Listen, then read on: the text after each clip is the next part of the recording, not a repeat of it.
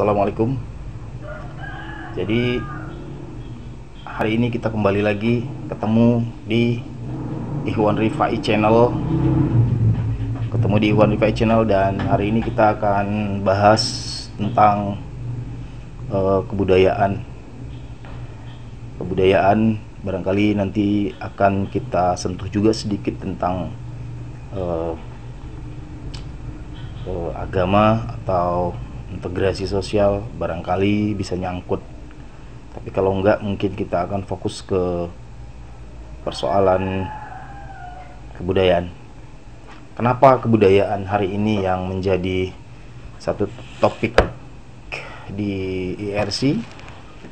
Ya, ini hanya sekedar untuk meluruskan juga pemahaman beberapa orang yang memahami bahwa kebudayaan itu selalu diidentikan dengan soalan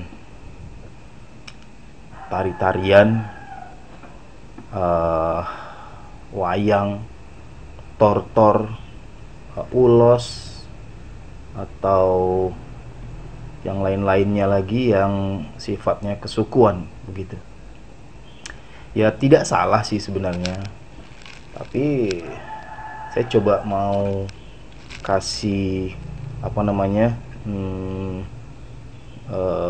sharing kepada kalian, kepada pemirsa ya, kepada kalian untuk mungkin menambah sedikit pengetahuannya tentang apa itu kebudayaan.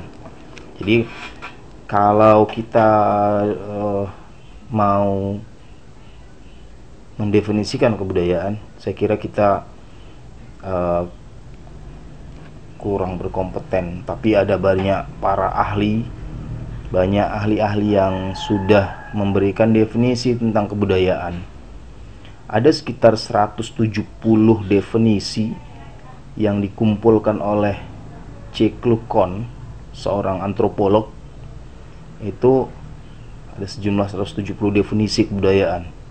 Coba kita bayangkan, begitu banyaknya definisi kebudayaan itu, sehingga untuk menghafalnya ya agak susah. Tapi paling tidak kita bisa mengambil beberapa kesamaan-kesamaan dari definisi-definisi yang disampaikan oleh para ahli-ahli itu. Nah, teman-teman, barangkali ada satu definisi kebudayaan itu yang paling populer. Salah satunya itu berbunyi seperti ini: kebudayaan itu adalah cipta karya karsa manusia. Jadi kebudayaan itu adalah sesuatu yang diciptakan oleh manusia. Seperti itu. Saya kira untuk satu definisi adalah bahwa kebudayaan itu adalah ciptaan manusia. Saya kira seluruh definisi tadi yang 170 biji tadi itu semuanya sepakat bahwa yang namanya kebudayaan adalah semua ciptaan manusia. Seperti itu. Nah, yang jadi yang perlu kita jelaskan kemudian adalah kenapa kebudayaan itu bisa bermacam-macam? Ya, kebudayaan memang bermacam-macam. Saya mau bilangkan dulu bahwa kebudayaan itu dimiliki oleh seluruh manusia di bumi ini. Tidak ada masyarakat di bumi ini yang tidak memiliki kebudayaan. Yang universal itu ada 7. Menurut Kuncharaningrat, itu antropolog Indonesia yang membawa ilmu antropologi ke Indonesia, itu ya Profesor Kuncharaningrat. Itu dia bilang bahwa ada 7 kebudayaan yang universal. Yang pertama itu adalah bahasa, bahwa semua manusia itu memiliki bahasa. Kok bahasanya bermacam-macam? Ya wajar, bahasa yang bermacam-macam. Justru itu maka disebut bahasa itu beragam. Mereka menciptakan bahasa masing-masing. karena nggak ada dulu yang menyampaikan bahasa ini terus di-share kemana-mana sehingga bahasa seluruh dunia orang sama gitu. Tidak seperti itu. Berhubung karena dulu terbatasnya teknologi informasi transportasi untuk menyampaikan bahasa satu ke tempat yang lain, sehingga orang menciptakan bahasanya masing-masing. Itu yang pertama. Yang kedua, itu ada sistem pengetahuan. Sistem pengetahuan bahwa semua masyarakat di dunia ini punya sistem pengetahuan masing-masing. Tidak usah dijabarkan seperti apa itu. Kita mau jelasin aja dulu, yang kita mau sampaikan yang tujuhnya aja dulu. Kemudian yang ketiga itu ada sistem mata pencarian, bahwa sistem mata pencarian juga dimiliki oleh seluruh masyarakat di dunia ini. Tidak ada yang tidak punya sistem mata pencarian. Kemudian yang keempat itu ada sistem kekerabatan. Sistem kekerabatan, hubungan-hubungan yang terjadi di antara setiap keluarga di bumi ini, di dunia ini. Mereka masing-masing memiliki kerabatnya masing-masing. Kalau ada satu definisi kerabat itu apa sih gitu. Ya, kerabat itu ya orang yang dihubungkan oleh ikatan darah atau ikatan perkawinan, seperti itu. Itu yang keempat. Kemudian yang kelima ada sistem teknologi atau sistem peralatan hidup. Apa itu? Bahwa setiap masyarakat itu menggunakan perlengkapan atau alat-alat untuk menjalankan kehidupannya. Itulah yang kita lihat dulu. Ya, ada masyarakat ini mencangkul dengan ini, peralatan hidupnya ini. Ada yang menggunakan ini, menggunakan itu, dan macam-macam lagi. Itu sistem peralatan hidupnya. Kemudian yang keenam itu ada kesenian. Kesenian juga bagian dari 7 kebudayaan yang universal. Di kesenian setiap masyarakat biasanya ada bentuk keseniannya.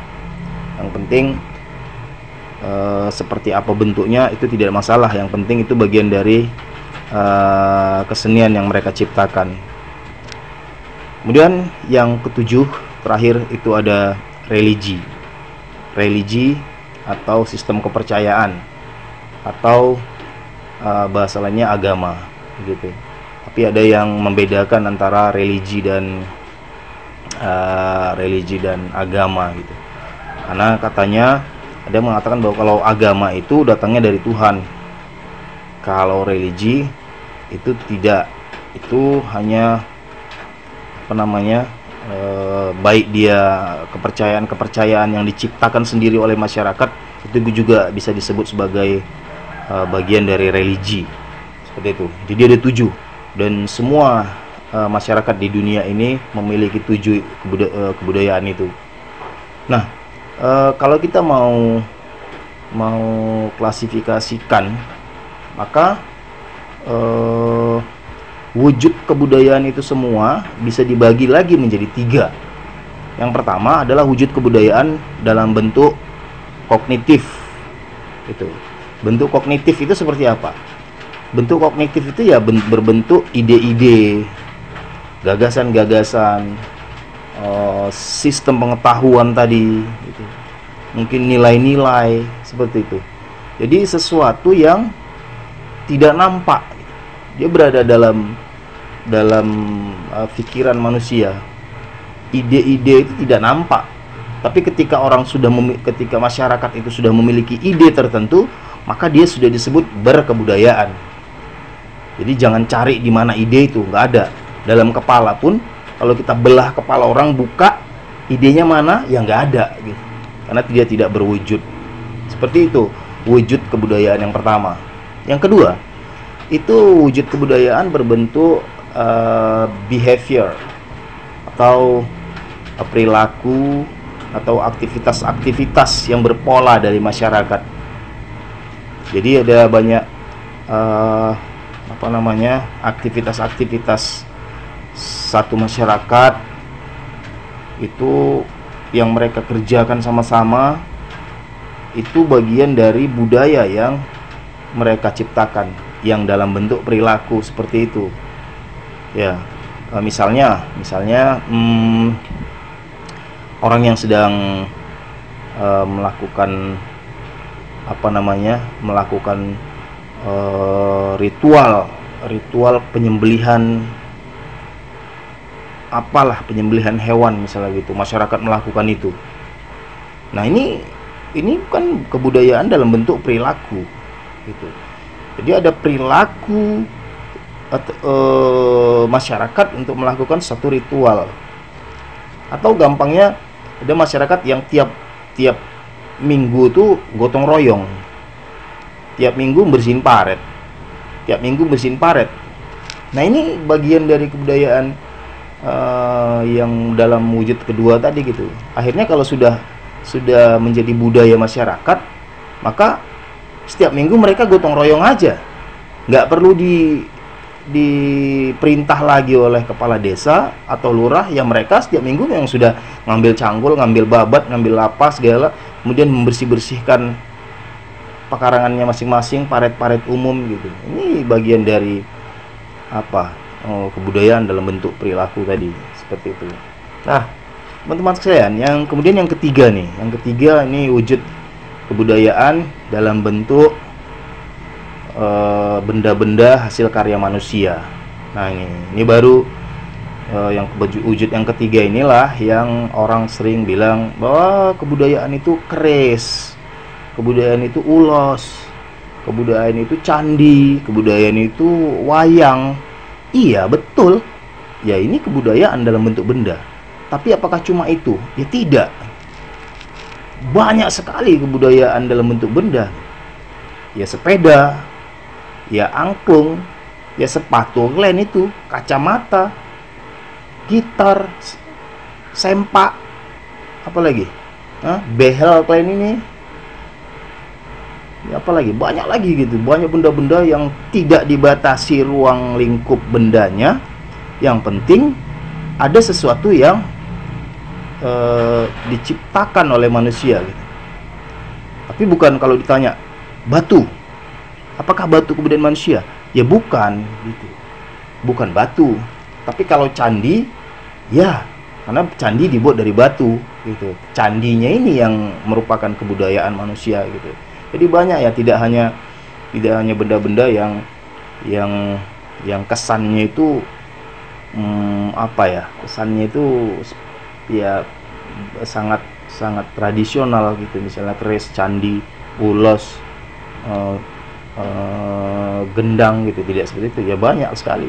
Seperti saya bilang, kaos kaki juga kebudayaan. Apalagi tadi saya bilang, ya bendo, ya jilbab, ya lampu, rumah, banyak lagi semuanya. Itu semua adalah wujud kebudayaan yang ketiga yang berbentuk benda gitu. Kalau Julian Huxley bilangnya berbentuk mentifak, sosiofak, dan artefak, seperti itu. Nah, teman-teman, itulah kebudayaan menurut beberapa para ahli, salah satunya Kuncharaningrat. Jadi jangan lagi kita melihat bahwa kebudayaan itu lingkupnya sempit sekali, tidak seperti itu. Nah, teman-teman sekalian, kemudian pertanyaannya, apakah kebudayaan itu bertentangan dengan agama begitu? Nah, kalau kita mau melihat beberapa realitas sosial sih, ya kebudayaan itu terkadang bertentangan dengan agama, terkadang tidak bertentangan dengan agama. Ya, beda konteksnya. Konteks kebudayaan dengan konteks keagamaan adalah dua hal yang berbeda. Tapi ketika agama dicampur adukkan dengan budaya, maka ini menjadi sesuatu yang salah gitu. Contoh misalnya, ini orang Islam gitu. Orang Islam itu tidak boleh melakukan kesyirikan begitu. Tapi di satu daerah misalnya ada orang yang kemudian menyembelih kepala kerbau. Satu masyarakat menyembelih kepala kerbau. Kemudian kepala kerbau ini diberikan atau dikasihkan ke laut,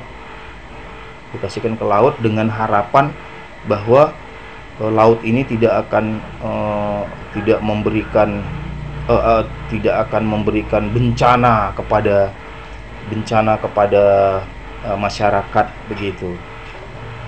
Jadi kalau seperti itu kan berarti ada pertentangan antara agama dengan budaya gitu. Tadi perilaku memberikan sesajen kepada laut, ini kan budaya.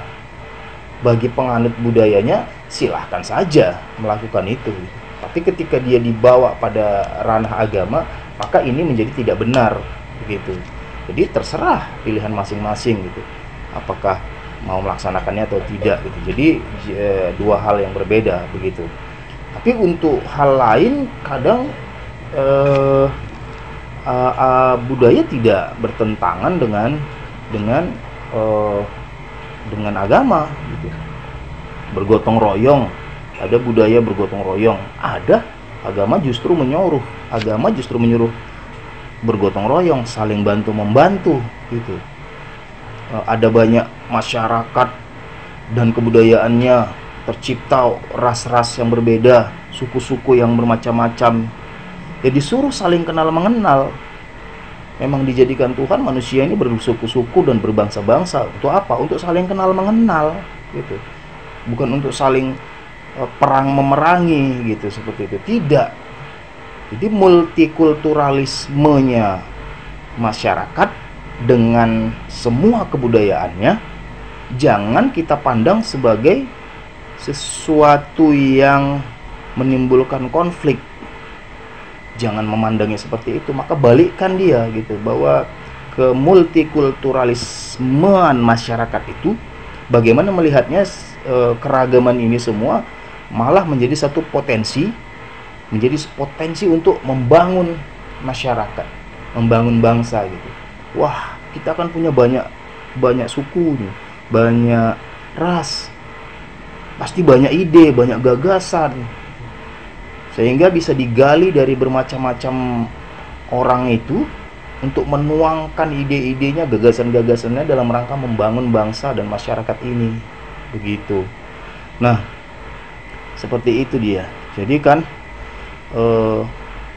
perintahnya juga sih bahwa kalau mau kaitkan apakah agama itu memiliki kontribusi terhadap integrasi sosial, ya justru sangat berkontribusi. Kenapa? Karena tadi kita bilang bahwa saya kira agama apapun itu kan disuruh dia untuk saling bantu membantu, untuk saling kenal mengenal, tidak bermusuh-musuhan, seperti itu. Saya kalau teringat seorang sosiolog, Émile Durkheim, sosiolog Prancis. Dia pernah juga mengkaji tentang agama, dan dia meyakini bahwa agama itu bermuara pada dua hal.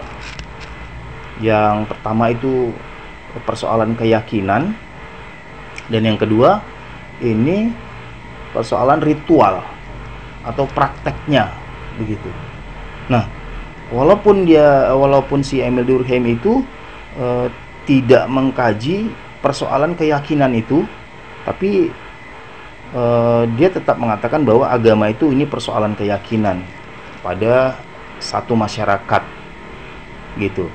Walau dia tidak mengkaji isi dari keyakinan setiap masyarakat yang menganutnya seperti itu, tapi dia juga konsen pada persoalan ritual atau praktek-praktek keagamaan ini.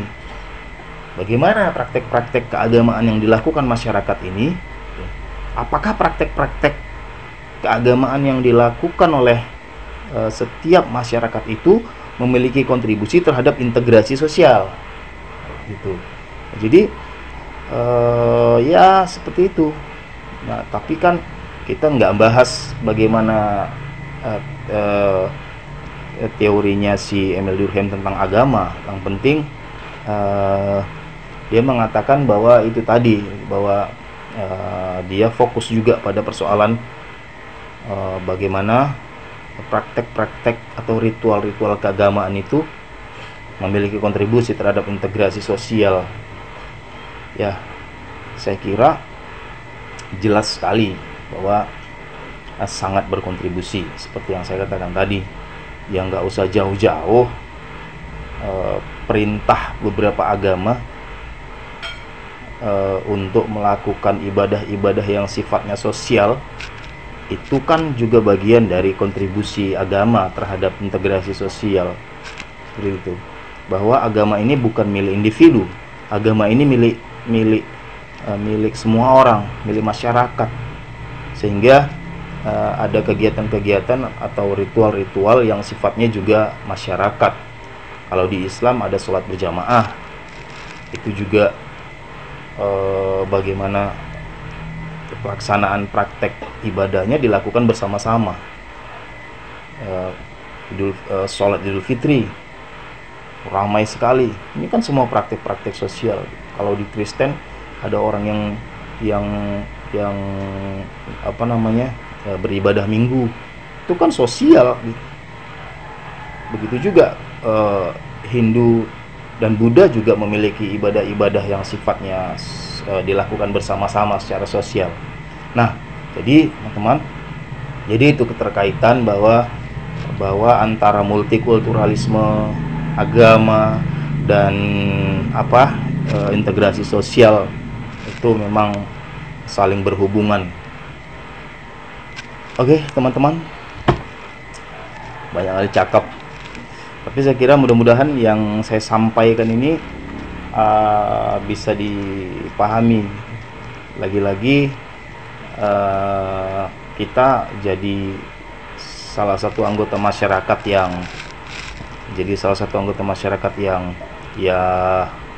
yang baik, yang baik dan tidak menyumbang pada perpecahan masyarakat, perpecahan bangsa gitu.